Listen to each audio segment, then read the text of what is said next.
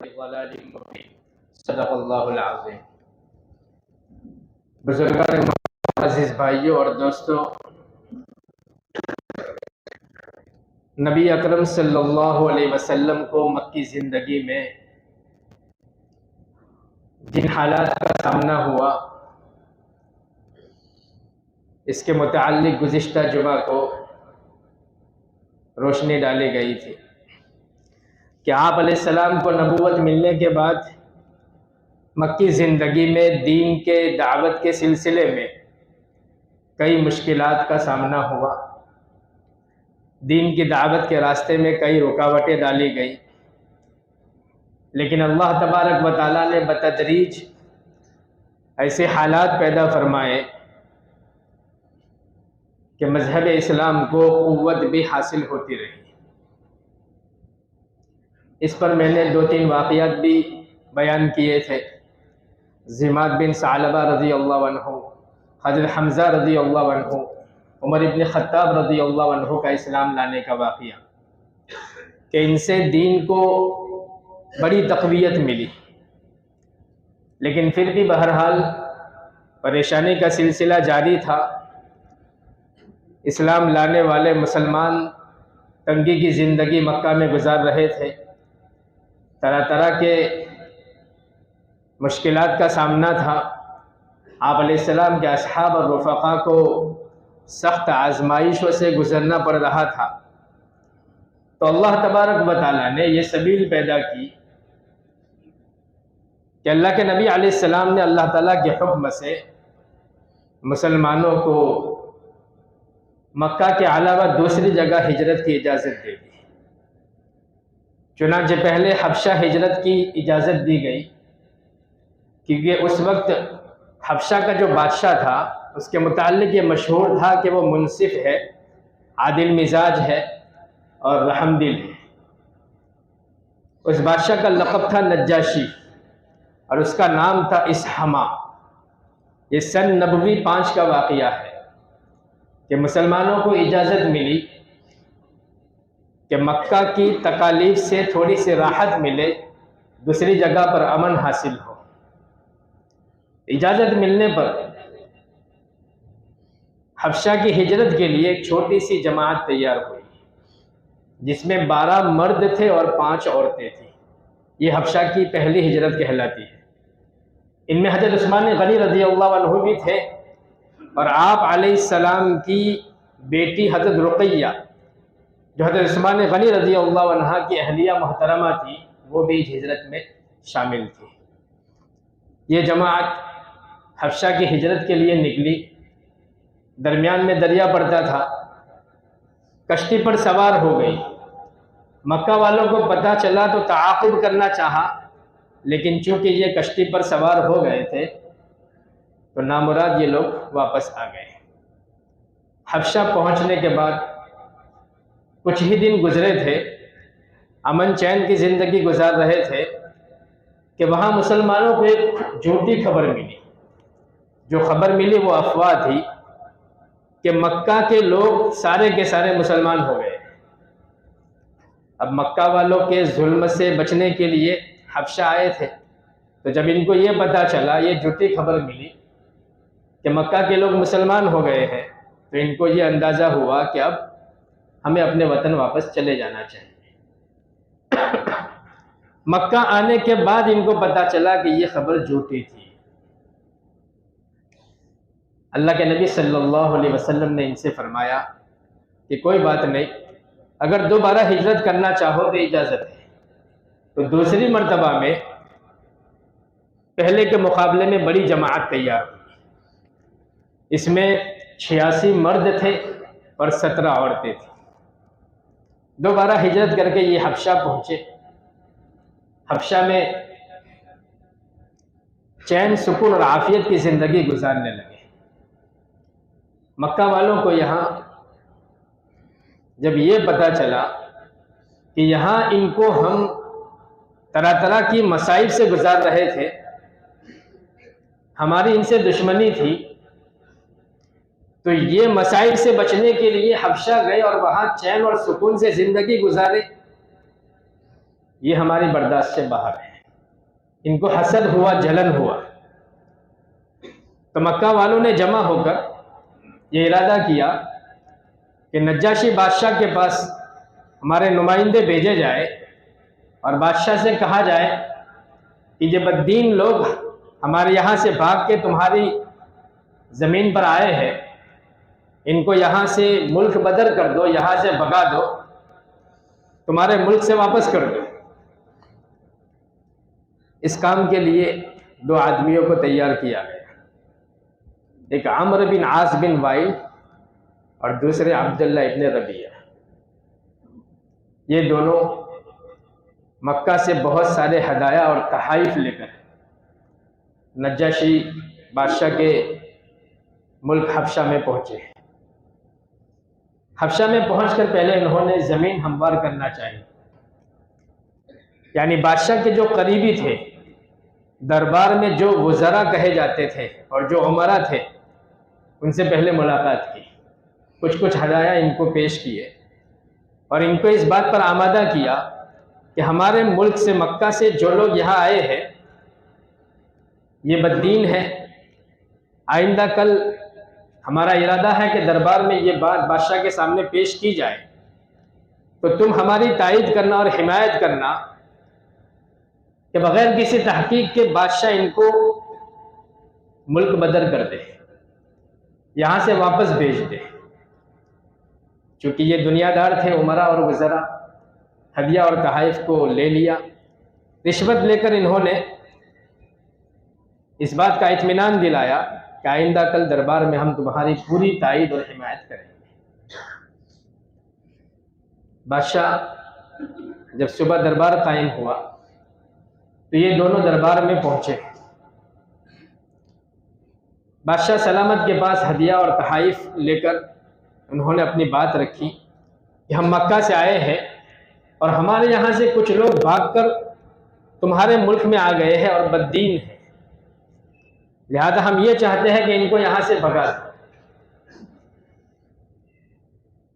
بادشاہ نے جب یہ بات سنی تو سوچنے پر مجبور ہوا۔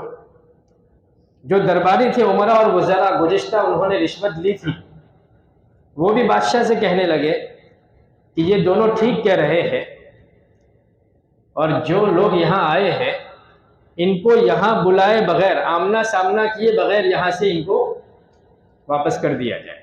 تو بادشاہ ناراض ہوا، یہ کیسے ہو سکتا ہے؟ بات کی پہلے تحقیق ہوگی، ہدیہ اور تحائف الگ رکھو، پہلے ان کو بلایا جائے گا، تحقیق کے بعد اگر مجھے یہ بات سمجھ میں آئی کہ ان کو واپس کرنا چاہیے تو واپس کروں گا، ورنہ تمہاری بات کا کوئی اعتبار نہیں۔ ایک قاصد کو بھیجا گیا جہاں مکہ کے لوگ رہتے تھے۔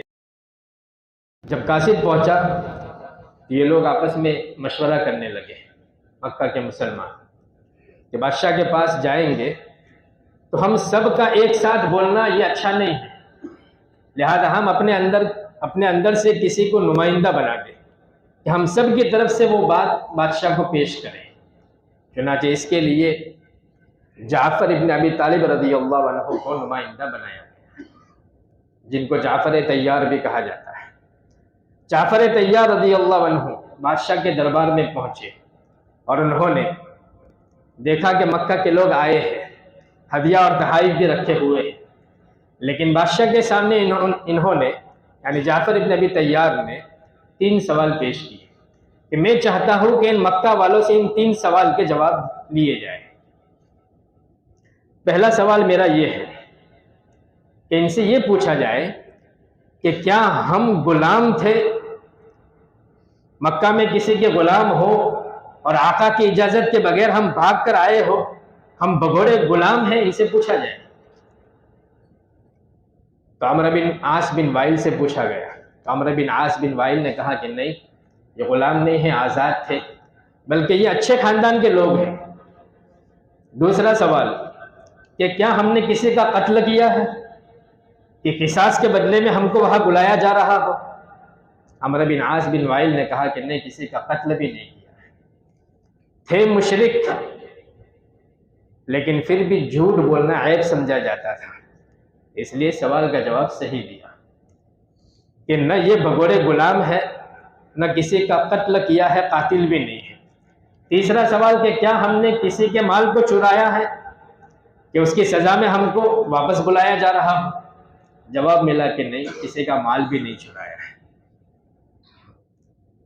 تو حضرت جعفر ابن ابی طالب رضی اللہ عنہ نے کہا کہ کسی کو کسی سے دشمنی ہو اور وہ بھاگ کر کسی دوسرے ملک میں چلا جائے تو بھاگنے کی وجہ ان تینوں میں سے کوئی ایک ہو سکتی ہے، یا تو بگوڑا غلام ہو، یا کسی کا مال چرایا ہو، ڈر سے بھاگا ہو، یا کسی کا قتل کیا ہو۔ اگر یہ تین جرم ہے یا تینوں میں سے کوئی ایک جرم ہے تو اس کی پاداش میں واپس بھیجا جائے۔ اگر یہ تینوں جرم اور یہ تینوں الزام ہم پر ثابت نہیں ہو رہے تو واپس بلانے کا کیا مطلب؟ بادشاہ نے کہا بات ٹھیک ہے، کیوں واپس بلا رہے ہو؟ تمہاری ان سے کیا دشمنی ہے؟ تو عمرو بن عاص بن وائل نے کہا کہ یہ بد دین ہو گئے ہیں، ہمارے آباء و اجداد کے دین کو انہوں نے چھوڑ دیا ہے، اس وجہ سے ہم ان کو واپس لینے کے لیے آئے ہیں۔ بادشاہ نے کہا کہ تمہارا نیا دین کیا ہے؟ جعفر ابن ابی طالب رضی اللہ عنہ نے اس وقت جو تقریر فرمائی، ایسے بہترین الفاظ اور بہترین جملے بیان فرمائے کہ اس مختصر سی تقریر میں اسلام کا ایک منشور بیان فرما دیا۔ اللہ تبارک و تعالی ہم سب کی طرف سے ان کو بہترین بدلہ عطا فرمائے۔ تقریر میں انہوں نے کہا کہ بادشاہ، ہم جس دین پر ابھی قائم ہیں،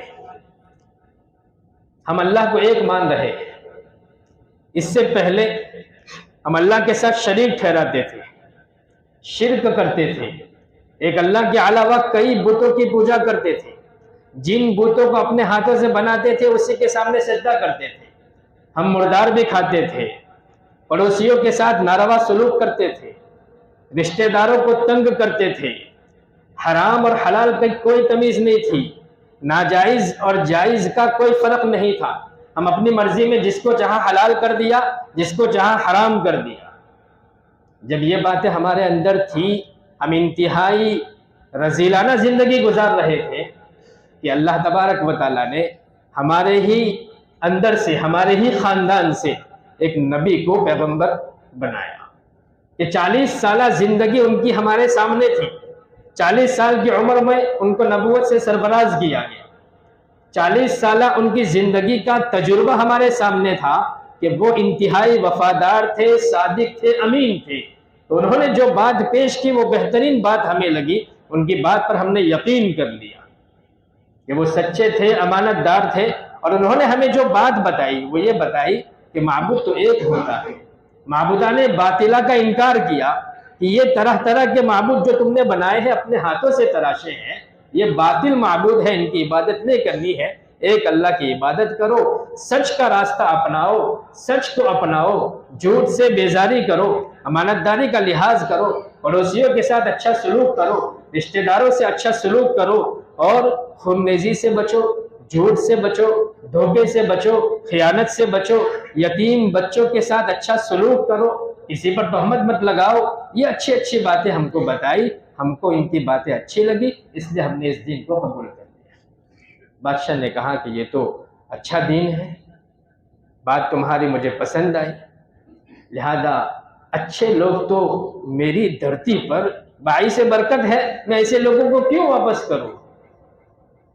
بادشاہ نے کہا کہ تم دو جو میرے ملک میں آئے ہو، تمہاری باتیں مجھے غلط معلوم ہو رہی ہے، حسد اور جلن کی وجہ سے تم ان پر الزام لگا رہے ہو، میں ان کو واپس نہیں کروں گا۔ نامراد وہ دونوں دربار سے واپس ہوئے، لیکن سوچنے لگے کہ ہم بڑی امید سے آئے تھے، مکہ والوں نے امید سے بھیجا تھا، نہ ہمارے ہدایہ اور تحائف قبول کیے گئے، نہ ہماری بات مانی گئی، اب ایک ایسی بات رکھی جائے کہ جس کی وجہ سے بادشاہ کو اشتعال آ جائے کہ بادشاہ اور اس کے درباری عیسائی مذہب کے ماننے والے ہیں، لہذا عیسائی مذہب کے تعلق سے کوئی بات ایسی کی جائے کہ بادشاہ ان سے ناراض ہو جائے۔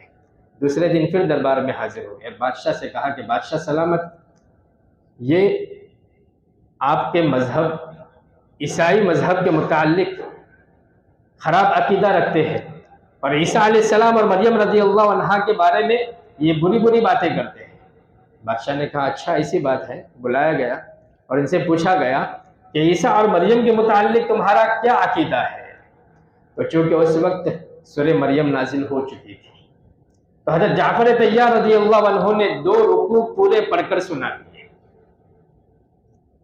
کہ جس میں حضرت عیسیٰ کا بھی تذکرہ ہے کہ انی عبداللہ آتانی الکتاب وجعلنی نبیا وجعلنی مبارکا اینما کنت واوصانی بالصلاة والزکاة ما دمت حیا.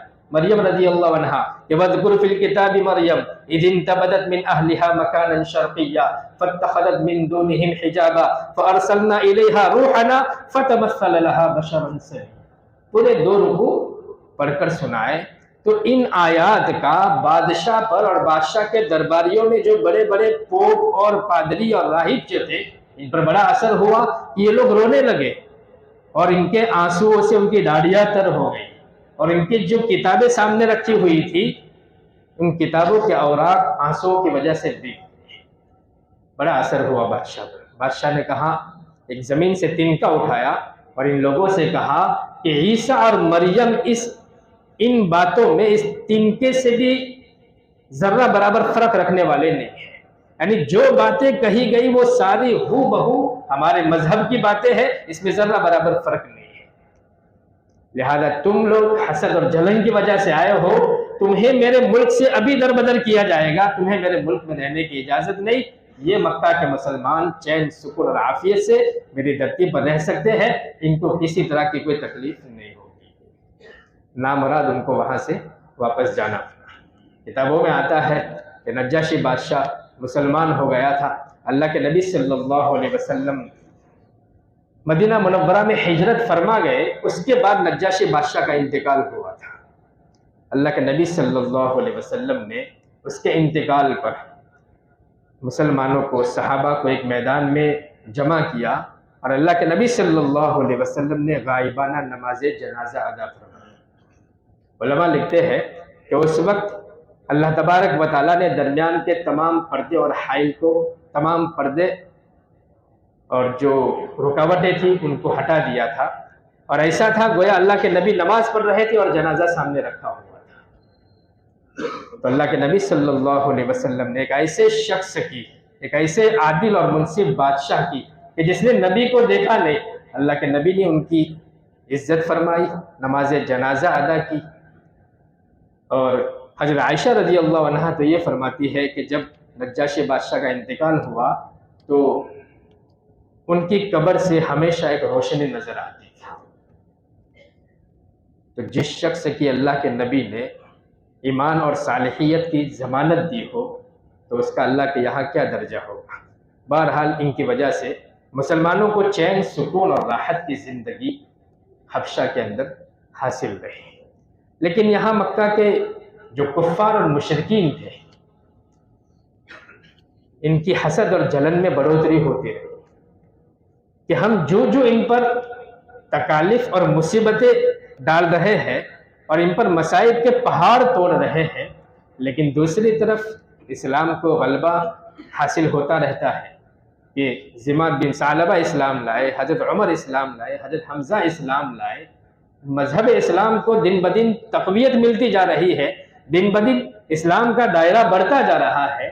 یہ لوگ حبشہ ہجرت کر گئے تو وہاں کا بادشاہ جو ان سے پہلے ناواقف تھا وہ بھی ان کا قائل ہو گیا اور ان کو امن اور سکون کی زندگی حاصل رہی. تو ان کی حسد اور جلن میں بڑھوتری ہوتی رہی. پھر انہوں نے مل کر ایک پنچایت رچی اور اس کے اندر اب آخری حربہ استعمال کرنے کا انہوں نے سوچا کہ یہ آخری اور خطرناک حربہ مسلمانوں پر استعمال کیا جائے جس کی وجہ سے ان کی زندگی دوبر ہو جائے اور مذہب اسلام کو چھوڑ کر پھر وہ پرانے دین پر آ جائے. بہرحال اللہ تبارک و تعالیٰ سے دعا کرتے ہیں کہ اللہ تبارک و تعالیٰ ہمیں نبی پاک صلی اللہ علیہ وسلم کی سیرت سے محبت کرنے کی اور نبی پاک صلی اللہ علیہ وسلم کی سنتوں پر عمل کرنے کی توفیق عطا فرمائے. بقیہ زندگی کے حالات انشاءاللہ آئندہ بیان کیے جائیں گے. آمین یا رب العالمین. وآخر الدعوانا ان الحمدللہ رب العالمین. ایک سفیر آپ حضرات کی خدمت. Subscribe now and press the bell icon. Never miss an update.